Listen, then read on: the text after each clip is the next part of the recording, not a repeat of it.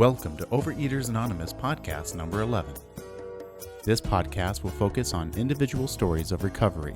Throughout this podcast, we will be referring to Overeaters Anonymous by its acronym, OA. And joining us today is Esti. Welcome, Esti. Hi. Tell us, where are you from? I am from Israel, Jerusalem, which is the capital of Israel. Tell us, what were you like as a kid? I was a regular kid. I was born to my parents who came to Israel after World War II from Europe. They were Holocaust survivors, and I was born in Israel right when they came there. And as my mother tells me, she was forcing me to eat. I can't believe such a thing, but as she said, it went out soon, because when I could hold a banana in my hand, I was eating quite well. And when afterwards, I don't remember anything special till I came to be a teenager. Then I was starting my diets, and I remember feeling always overweight. But looking at the photos at that time, I don't see it that much. I wasn't very thin, but I wasn't too fat. Tell us, what was your relationship with food like prior to joining OA? So as I said, when I became a teenager, I started my diets, and I was going for a diet for a couple of months, like 3 months. I lost some of the weight that was overweight, and then when I finished the diet, I started to eat again, and I gained the weight again. So, and that's how it went on and on and on. Sometimes I told myself that enough is enough. I wasn't that fat, so I'll stop dieting. But I couldn't even do this. And only after I came to the program, I understood what it was all about. Can you give us examples of how your eating was? To tell the truth, first of all, at the outside, I was a regular person. I wasn't eating too much. But when I came home, I started, not always, not all the time, but from time to time, when to look for things. Just I remember that the smallest uneasiness that I felt, I went to the food, and then I ate, and I felt well with myself, and then I started to be guilty why I ate. So that was going. The struggling went on and on. And I remember, for example, that if I wanted something to eat, like ice cream or something, instead of taking some ice cream on a plate or a bowl and to eat it, I went with a spoon to the refrigerator, took out the 1 spoon of ice cream, and went to the table and ate it. And then when I finished, because I wanted just 1 spoon, I went back to the refrigerator, and so. And on my way, I said, Esti, stop it. It's not normal. Stop it. And I couldn't. It was like, I don't know, something was pulling me there. And that's really crazy. How did your pattern of eating affect your family or your friends? It's kind of I'll tell you what, I had a normal life. I studied at university. I had a career. I married. I had 3 kids, and as if everything was normal. So usually I was okay to other people. I'm sure I was a little bit nervous, and I'm sure I took it out on my family or the closest people that were around me. But it wasn't very, very bad. But the most thing was that I was not good to myself, and something was bothering me inside. Well, tell us about that. Tell us what the things inside of you, what led you to OA.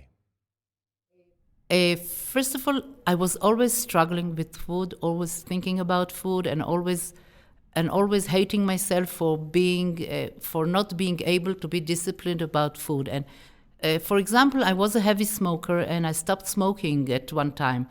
And not that it was so easy, but I did. And I told myself, how come I could have quitted smoking and I cannot stop eating? And I understood that there is a difference, because quitting smoking is stopping smoking at all, and I cannot stop eating. I had to eat. So there is a difference, but I didn't know what to do about this difference. And as I said, whenever I heard about a new diet, was it this, what is this, what is...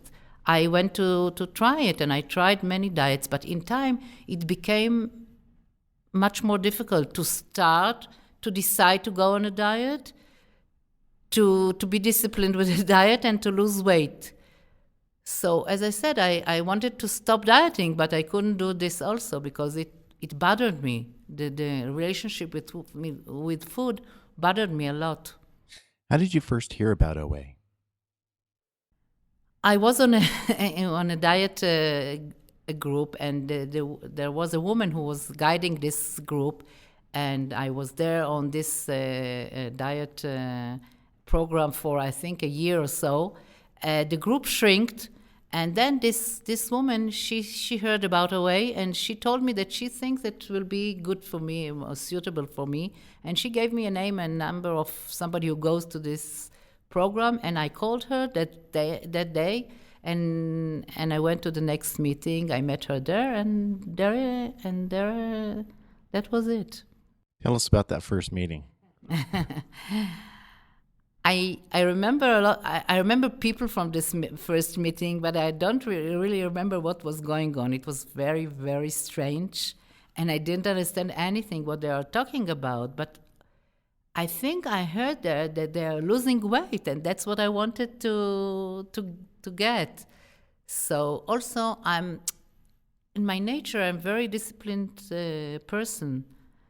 So they told me that I heard that it's good to come for a couple of to come to 6 meetings before you decide if it's good for you or no. So I said I'll give it a try, and also I think that the energy was good there. So I think that I felt good there. And another thing was there that it was not a big meeting, and we were sharing. We were sitting in a circle, and we're sharing one after another. So when my turn comes, I didn't know what to do. So I said, I don't know what to say. I'm new here, but I hope I'll be here and I can lose weight, or I don't know, something. So I think that it might have given me the feeling that I was part of this meeting and part of this group. So after that first initial 6 meetings or so, then what did it feel like for you coming to OA? First of all, they told me to go 3 times a week, so and I did. And really, I started to learn the things of the program, and I felt really at home there. I found a sponsor, not the first, I think after 2 or 3 meetings, I found a sponsor, and I started to work the program very seriously. So and I felt the progress all the time, and the more the time went, I felt how good and how clever is this program, and I know I found there a new life for me. First of all, I stopped struggling with food. I realized what abstinence was. The difference between quitting cigarettes and not quitting food became realistic to me. I understood that there are certain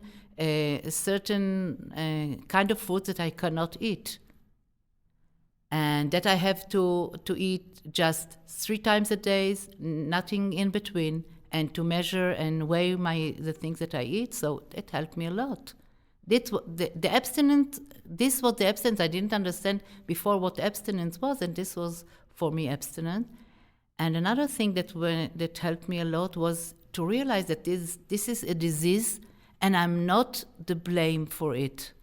And that made me feel very good with myself, because I couldn't understand how come that I could not be disciplined with food. It didn't make sense to me with the other things in my life. But if it's an allergic, or if it's a disease, And so I have to find a medication for this disease, and the medication is my abstinence. And everything fell into place. How long have you been abstinent from compulsive eating? I came to OA on 24th November 1994, and I became abstinent ever since. And I'm 14 years and more abstinent and happy. How are you feeling today, emotionally, physically, spiritually, being abstinent?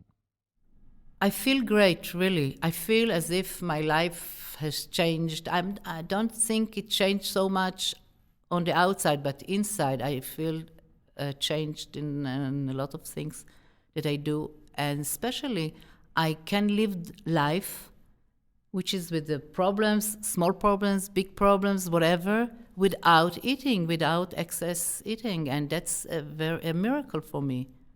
I can live my life as normal. I'm sure that if I live away, in a short while I'll become again and obsessed with food. But as long as I'm away, I'm working the program every day on a daily basis. I'm happy, and and more of it. What's good about the program is that there's always there's new things to learn, new things to read, new things to do, and I feel it progress all the time. Even after 14 years, I feel that I have a lot to do and a lot to progress.